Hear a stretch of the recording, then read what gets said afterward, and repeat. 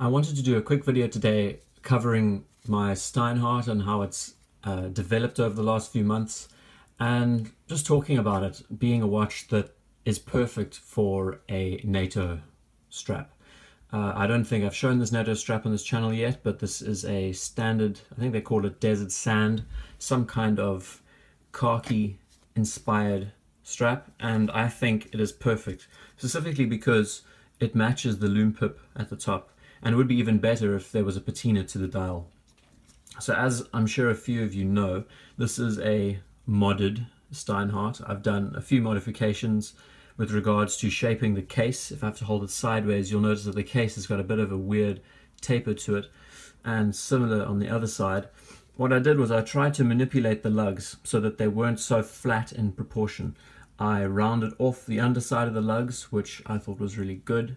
It definitely closed the watch off better, because I remember the original Steinhart the case had very squared off looking lugs, and they just didn't look very appealing to me. What else? I've replaced the ceramic bezel that it came with an aluminium one that I then faded in I think some kind of toilet cleaner bleach, if I remember right, which was much easier than I thought. And at the same time, if you listen, you'll notice that there are no clicks. That's because I have made this into a bi-directional bezel, which fits more in the lines of it being a vintage inspired piece. And that's probably the one feature I really enjoy. I don't know why all dive watches got rid of omnidirectional bezels, because realistically, okay, personally I've never been in a situation where I've needed to use the dive bezel for the purpose of scuba diving. I use it mostly for timing and countdown timing things. But the thing that bothers me most about unidirectional is that you want to mark it perfectly on the minute or wherever you want to use it, and you end up going over by a couple of minutes, and then you're required to go all the way around and start again.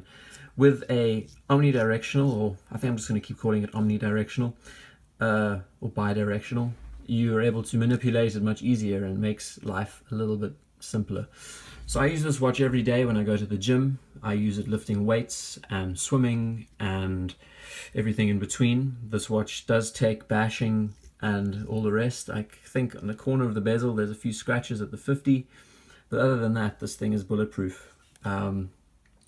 And I thought I might as well just do a little bit of a rundown on a few things. I made a video a while back about how to use a dive bezel, and it didn't get much attention. I'd love to promote it, but what I can do is give you a brief overview of what I meant in the video.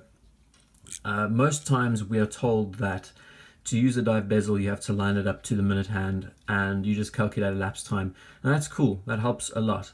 But if you know what time you're working with, if you know that 40 minutes is the time that you need to be working towards, you can easily make it a lot easier to use the bezel in that way. So if you know your time is 40 minutes and this is a 60-minute bezel, you say, so what is 60 minus 40? And the answer is 20. So you put the 20 mark on the minute hand, and then you know that by the time the minute hand reaches that pip, it's 40 minutes. A little bit of an easier exercise that you can incorporate in the way you count down things. And practically, the only reason why this is illuminated and not anything else in the bezel is because this little pip is supposed to indicate when you're supposed to move. It's not supposed to be a marker as much as it's not supposed to be a marker as much as it has to be an indicator for someone who is diving. Another example could be if you're diving for 50 minutes, you say, what is 60 minus 50? The answer is 10. So you take the 10 and you line it up to that minute hand, and then you know that that is 50 minutes. And that's something that a dive instructor taught me a long time ago, which I think is quite useful. Getting back to the watch itself, I love this NATO strap. This works so well in tandem with the watch itself. If I have to take it off the NATO strap, shit, that was a bit loud, sorry. It's very cool, very, very cool. It has jumbo spring bar pins, which make it very makes it very durable. Excuse me. I'm just looking at the case back. It looks like a mess. I also got rid of the hippocampus at the back because that really didn't interest me very much. I thought having more of a military style aesthetic to a watch would give it a bit more, differentiation in my very small collection, which I hope to do a review on very soon. Anyway, I'm going to fit this to my wrist somehow on the camera. I don't know how well this is going to work. And let's see what happens. So I think one of the most popular videos on this channel is the video about how to wear a NATO strap, or I cover the over-under method, which in my mind it seems to have gone viral, on my page at least. So this is the standard way you'd be wearing a NATO strap, and it really looks good. I think this color, especially this desert sand khaki inspired color, it works perfectly with any watch, especially one that has a plain black face. So in that lengthened video I talk about this method. Excuse me. And all you need to do is to pull the watch further down the strap itself, remove it from the underside. Then you line up these two slots together. Excuse me, I'm watching myself do this through the camera. Fit it on the wrist, pull it tight, and you're home. And the bonus is it makes it a lot less obtrusive, makes it a lot slimmer, a lot sleeker, and it's probably the best piece of advice I can give you on this channel. But this watch was on a Jubilee for the longest time, a Jubilee bracelet, but I've since decided that it needs to be on a material style strap because I have too many metal bracelets, and it gets really boring once you're wearing a metal bracelet all day, every day. So it's good to mix things up.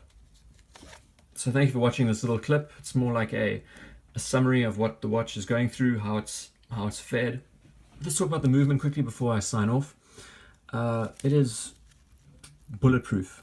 This thing really is it's a generic ETA 2824. It's probably one of the best movements I have in my collection if you've seen any of my other videos. But it's very easy to operate, very easy to work, very smooth. Let's just set it to 1 and do a little wind. It is superb, and the beat rate is also excellent. It's also 28,800, I think. Might be wrong. It's in the 28,000 category. The only issue that I have with this watch is the crown and how it screws down. The threads are very, very small compared to a lot of my other watches. You really have to be quite aggressive with the way you screw it in. But I mean, it works. It doesn't count a thread. That doesn't happen. It took a little bit of time for me to get used to how the crown works on this watch. But as a daily wearer, something that I use and I chuck about and I beat up, this thing really is a champion. So thank you very much for watching this abbreviated-ish clip about the Steinhart on a khaki desert style band.